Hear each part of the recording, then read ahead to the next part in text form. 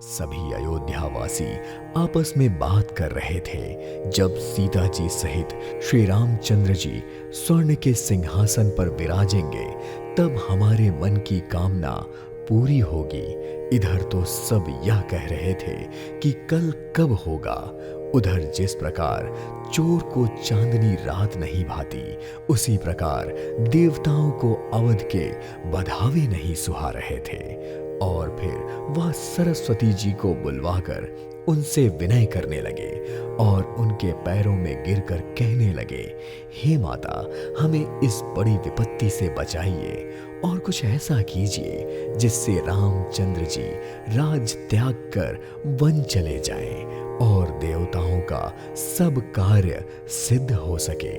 इसलिए देवताओं के हित के लिए आप अयोध्या जाइए। और बार बार चरण पकड़कर देवताओं ने सरस्वती जी को संकोच में डाल दिया।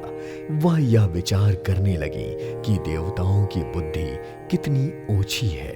इनका स्थान तो ऊंचा है पर इनकी करनी नीची है। ये दूसरे का ऐश्वर्य नहीं देख सकते, परंतु भविष्य का विचार करके श्री राम के वन जाने से राक्षसों का वध होगा, जिससे सारा जगत सुखी हो जाएगा।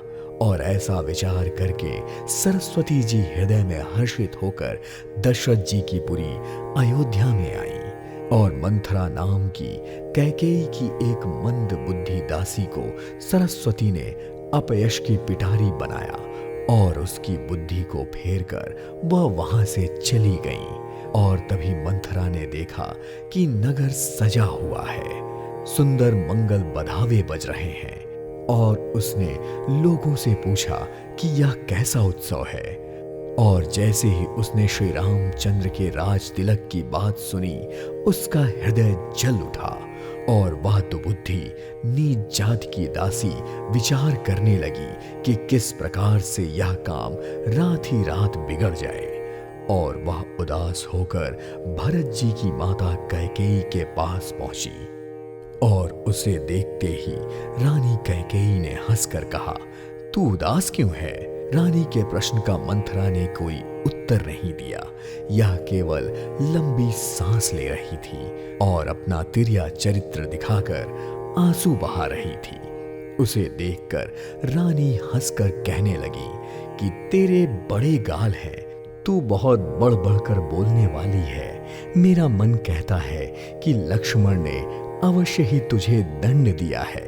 यह सुनकर भी वह महापापिनी दासी कुछ नहीं बोली और ऐसी लंबी सांस छोड़ रही थी जैसे काली नागिन अपनी फुंकार छोड़ रही हो। यह देखकर रानी ने डर कर कहा, अरे बोलती क्यों नहीं? श्री रामचंद्र, राजा, लक्ष्मण, भरत और शत्रुघ्न कुशल से तो हैं। यह सुनकर कुबड़ी मंथरा के हृदय में पीड़ा हुई और वह कहने लगी कि हमें कोई क्यों सीख देगा और मैं किसका बल पाकर बढ़ बढ़कर बोलूंगी। आज रामचंद्र को छोड़कर और किसकी कुशल है जिन्हें राजा युवराज पद दे रहे हैं। आज तो कौशल्या के लिए विधाता बहुत ही अनुकूल हो गए हैं। यह सब देखकर तो उनके हृदय में गर्व समा ही नहीं रहा होगा। तुम स्वयं जाकर राम की शोभा को क्यों नहीं देख लेती, जिसे देखकर मेरे मन में क्षोभ हो रहा है। तुम्हारा पुत्र परदेश में है, तुम्हारे पास तो कोई सोच ही नहीं है, जबकि तुम जानती हो कि स्वामी तुम्हारे वश में है। तुम्हें तो पलंग पर पड़े पड़े नींद लेना ही बहुत प्यारा लगता है। राजा की कपट भर चतुराई तुम्हें दिख नहीं रही है। मंथरा के वचन सुनकर उसको मन की मैली जानकर रानी डांट कर बोली, बस अब चुप रह घर फोड़ी कहीं की। फिर कभी ऐसा कहा तो तेरी जीभ पकड़कर निकलवा लूंगी।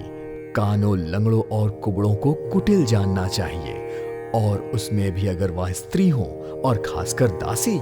इतना कहकर भरत जी की माता कैकेयी मुस्कुरा दी और बोली, मंथरा, मैंने तुझको यह कहकर केवल सीख दी है, मुझे तुझ पर कोई भी क्रोध नहीं है। सुंदर मंगलदायक शुभ दिन वही होगा जिस दिन श्री राम का राज्य तिलक होगा।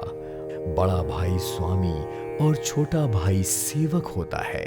यह सूर्यवंश की सुहावनी रीति है। यदि सचमुच कल ही श्री राम का तिलक है तो हे सखी, तेरे मन को जो वस्तु अच्छी लगे वह मांग ले, मैं तुझे दूंगी।